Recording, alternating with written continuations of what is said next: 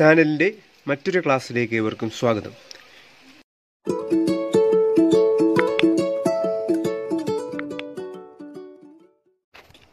ഇന്ന് നമ്മൾ ചർച്ച ചെയ്യുന്നത് നോൺ പ്രോഫിറ്റ് ഓർഗനൈസേഷൻസ് പ്രിപ്പയർ ചെയ്യുന്ന ഫിനാൻഷ്യൽ സ്റ്റേറ്റ്മെൻറ്റിലെ അല്ലെങ്കിൽ ഫൈനൽ അക്കൗണ്ട്സിലെ റെസിപ്റ്റ് ആൻഡ് പേയ്മെൻറ്റ് അക്കൗണ്ടിനെ കുറിച്ചാണ്.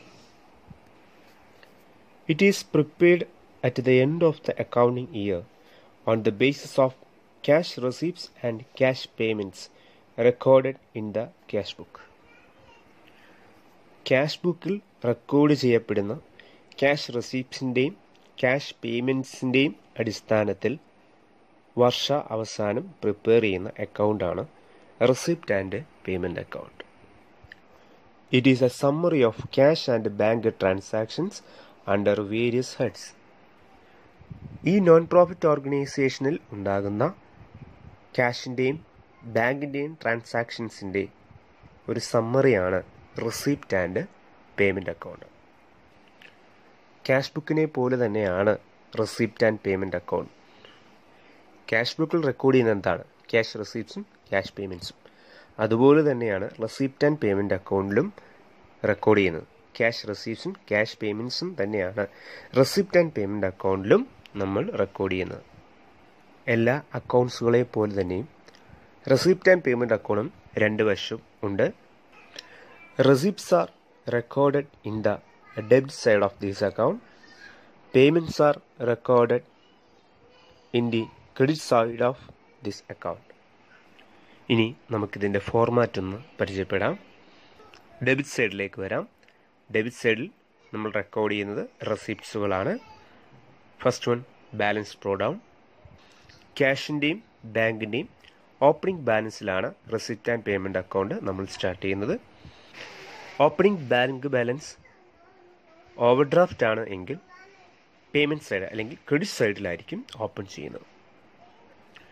റെസിപ്റ്റ് സൈഡിൽ പിന്നീട് എഴുതുന്നത് അതർ റെസിപ്റ്റ്സുകളാണ്. Subscription, general donation, sale of newspaper, periodicals and waste paper, sale of old sports materials, interest on fixed deposits, interest on and dividend on general investments, locker rent, sale of scraps, proceeds from charity show, miscellaneous receipts, grant in aid, specific donations, sale of investments, sale of fixed assets, life membership fee, entrance fee, receipts on accounts of specific purpose funds, interest on specific funds, investment. Then last, balance brought down. ബാങ്ക് ഓവർ ഡ്രാഫ്റ്റിൻ്റെ closing balance bank overdraft ആണെന്നുണ്ടെങ്കിൽ debit സൈഡിലായിരിക്കും അതിൻ്റെ balance വരുന്നത്. ഇനി payment സൈഡിലേക്ക് പോകാം.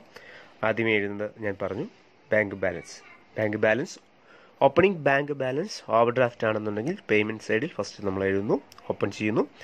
ദെൻ പിന്നീട് പേയ്മെൻറ്റ്സുകളാണ് wages and salaries, rent rate and tax, insurance, printing and stationery, postage and courier advertisement, sundry expense, telephone charges, entertainment expense, audit fee, honorarium, repair and renewals, upkeep of ground, conveyance, newspaper and periodicals, purchase of assets, purchase of investments, then balance carried down. That's cash balance or bank balance.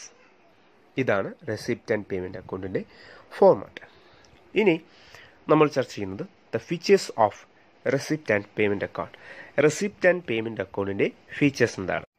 First one, it is a summary of cash book. Its form is identical with that of simple cash book. ഒരു receipt and payment account ഒരു cash ബുക്കിൻ്റെ കൂട്ട് തന്നെയാണ്.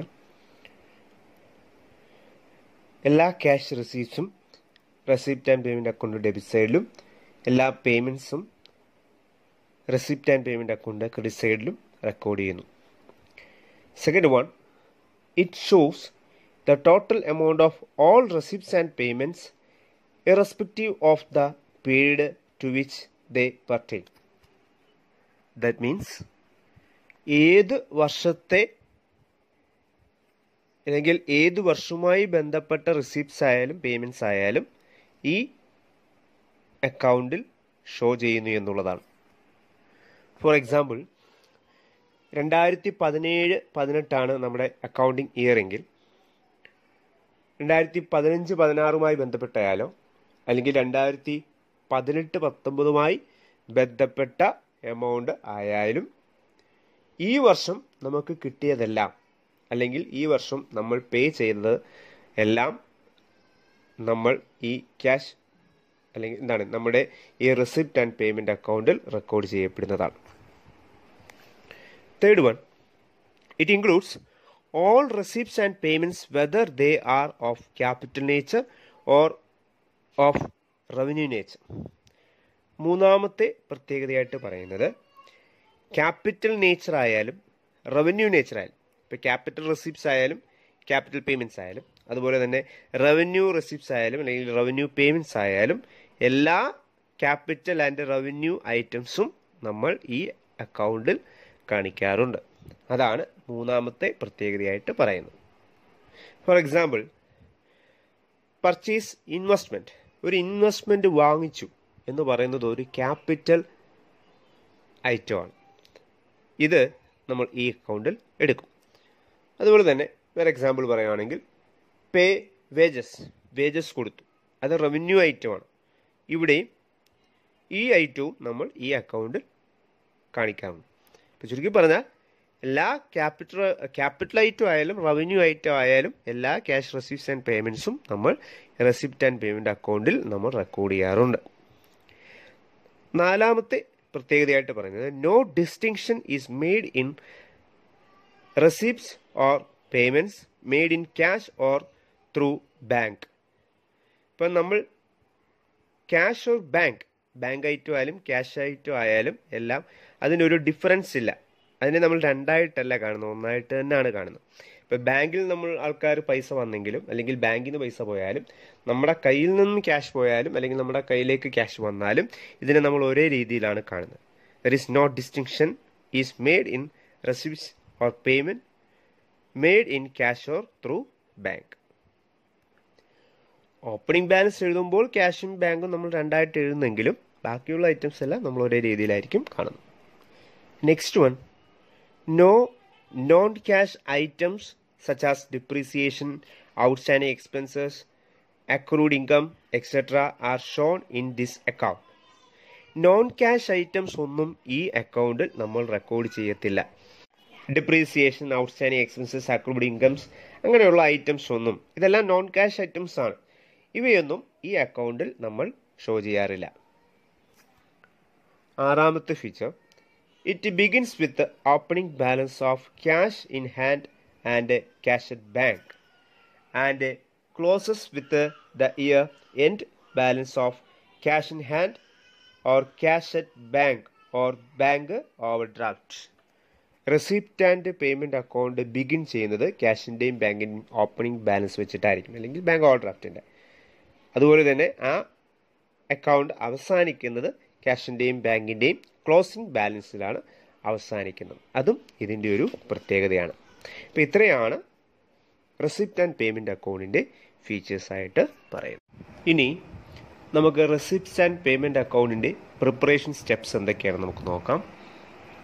First one, take the opening balance of cash in hand and cash at bank and enter them on the debit side. ആദ്യം receipts and payment account prepare ചെയ്യുമ്പോൾ ആദ്യം എഴുതുന്ന item ഏതാണെന്ന് ചോദിച്ചാൽ ബാലൻസ് ഫ്ലോ ഡൗൺ ആണ്. അത് ക്യാഷിൻ്റെയും ബാങ്കിൻ്റെയും ഓപ്പണിംഗ് ബാലൻസ് ആണ് ഡെബിറ്റ് സൈഡിൽ നമ്മൾ ആദ്യം എഴുതുന്നത്. ഇനി ബാങ്കിന് ഓവർഡ്രാഫ്റ്റ് ആണ് തുടക്കത്തിലെങ്കിൽ അത് ക്രെഡിറ്റ് സൈഡിലായിരിക്കും എഴുതുന്നത്. Second one, show the total amount of all receipts on its debit side irrespective of their nature, whether capital or revenue, and whether they pertain to past, current and future period. രണ്ടാമത് പറയുന്നു, opening balance എഴുതി കഴിഞ്ഞാൽ പിന്നെ നമ്മൾ എടുക്കേണ്ടത് all cash റെസിപ്റ്റ്സുകളാണ്. നമുക്ക് കിട്ടിയിട്ടുള്ള എല്ലാ റെസിപ്റ്റ്സും അത് ഈ വർഷമായിക്കോട്ടെ, ഈ വർഷവുമായി ബന്ധപ്പെട്ടായിക്കോട്ടെ, അടുത്ത വർഷവുമായി ബന്ധപ്പെട്ടതായിക്കോട്ടെ, കഴിഞ്ഞ വർഷവുമായി ബന്ധപ്പെട്ടതായിക്കോട്ടെ, ഈ വർഷം കിട്ടിയതെല്ലാം നമ്മൾ ഡെബിറ്റ് സൈഡിൽ എഴുതുന്നു. അത് ക്യാപിറ്റൽ ഐറ്റം ആയാലും റവന്യൂ ഐറ്റം ആയാലും, ക്യാപിറ്റൽ ഐറ്റവും റവന്യൂ ഐറ്റവും രണ്ടും നമ്മളിവിടെ എഴുതുന്നുണ്ട്. Third one, show the total amount of all payments on its credit side, irrespective of their nature and whether they pertain to past, current and future period. ഇപ്പം നേരത്തെ പറഞ്ഞതുപോലെ തന്നെ എല്ലാ റെസിപ്റ്റും ഡെബിറ്റ് സൈഡിൽ എഴുതുന്നത് പോലെ എല്ലാ പേയ്മെൻറ്റ്സും നമ്മൾ ക്രെഡിറ്റ് സൈഡിൽ എഴുതുന്നു.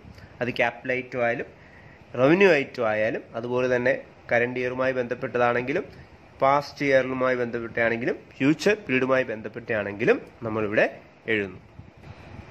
Fourth one, none of the receivable income and payable income expense is to be entered in this account as they do not involve inflow or outflow of cash. That means non-cash items. Non-cash items ഒന്നും നമ്മളിവിടെ എഴുതുന്നില്ല. അത് accounts receivable incomes ആയാലും അതുപോലെ payable expense ആയാലും നമ്മളിവിടെ record ചെയ്യപ്പെടുന്നില്ല. Because there is no inflow and outflow of cash. ഇവിടെ ക്യാഷിൻ്റെ ഇൻഫ്ലോയോ ഔട്ട്ഫ്ലോയോ ഇവിടെ ഉണ്ടാകുന്നില്ല. അങ്ങനെ ഉണ്ടാവാത്ത ഒരു ഐറ്റംസും നമ്മൾ റിസിപ്റ്റ്സ് ആൻഡ് പേയ്മെൻറ്റ് അക്കൗണ്ടിൽ നമ്മൾ റെക്കോർഡ് ചെയ്യത്തില്ല. Then the last one, find out the difference between the total debit side and the total credit side of this account and enter the same on the credit side as the closing balance of cash or bank. In the case, however, the total of the credit side is more than that of the total of the debit side, show the difference on the debit as bank overdraft and close the account.